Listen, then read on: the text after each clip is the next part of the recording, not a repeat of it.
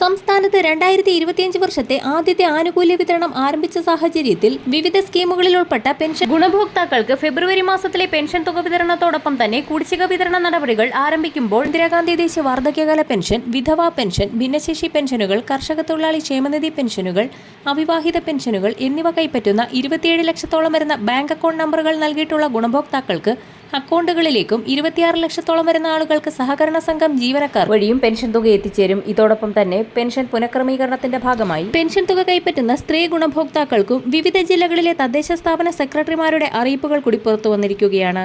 പുതിയ ആനുകൂല്യ വിതരണ നടപടിക്രമങ്ങളുടെ ഭാഗമായി അറിയിപ്പുകൾ ഇതുവരെയും എത്തിച്ചേർന്നിട്ടില്ലാത്ത ഗുണഭോക്താക്കൾക്ക് നമ്മുടെ പത്രങ്ങളിലൊക്കെ തന്നെ പ്രാദേശിക പേജുകളിൽ ഇത് സംബന്ധിച്ചുള്ള അറിയിപ്പുകൾ നൽകിയിരിക്കുന്നതായി കാണാൻ സാധിക്കും. വിവിധ സ്കീമുകളിൽ ഉൾപ്പെട്ട് പെൻഷൻ തുക കൈപ്പറ്റുന്ന സ്ത്രീ ഗുണഭോക്താക്കൾ തദ്ദേശ സ്ഥാപനങ്ങൾ നിർദ്ദേശിക്കുന്ന സർട്ടിഫിക്കറ്റുകൾ സമർപ്പിക്കേണ്ടതാണ്. 2025 വർഷത്തെ ആദ്യ പെൻഷൻ വിതരണം അവസാനിച്ച സാഹചര്യത്തിൽ ഗുണഭോക്താക്കൾക്ക് ഫെബ്രുവരി മാസത്തിലെ തനത് പെൻഷൻ തുക വിതരണം സംസ്ഥാന സർക്കാരിന്റെ ഭാഗത്തു നിന്നും ആരംഭിക്കും. ഇതോടൊപ്പം തന്നെ കേന്ദ്രവിഹിതം മാസങ്ങളോളമായി മുടങ്ങുന്ന ഗുണഭോക്താക്കൾ അവരവരുടെ പെൻഷൻ ലഭിക്കുന്ന ബാങ്ക് അക്കൗണ്ടുകൾ ആധാറുമായി ലിങ്ക് ചെയ്യേണ്ടതാണ്.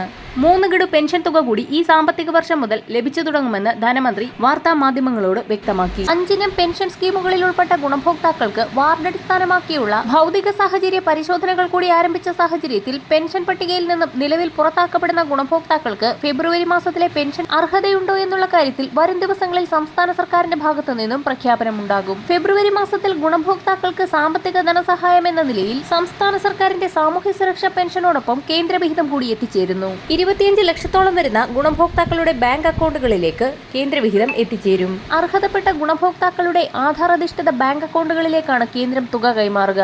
ഒരു സ്വിച്ച് ഓൺ പ്രക്രിയയിലൂടെ പ്രധാനമന്ത്രി നേരിട്ടാണ് ഗുണഭോക്താക്കളുടെ ബാങ്ക് അക്കൗണ്ടുകളിലേക്ക് തുക നിക്ഷേപിക്കുക. പ്രധാനമന്ത്രി കിസാൻ സമ്മാൻ നിധി യോജനയിൽ ഉൾപ്പെട്ട ഗുണഭോക്താക്കൾക്ക് 19ാം ഗഡുവായ 2000 രൂപയുടെ പ്രോസസിംഗ് നടപടികൾ ആരംഭിക്കുകയും വിതരണ തുക PFMS-ലേക്ക് കൈമാറിയതായുള്ള മെസ്സേജുകൾ കൂടി എത്തിച്ചേർന്നു തുടങ്ങിയിട്ടുണ്ട്.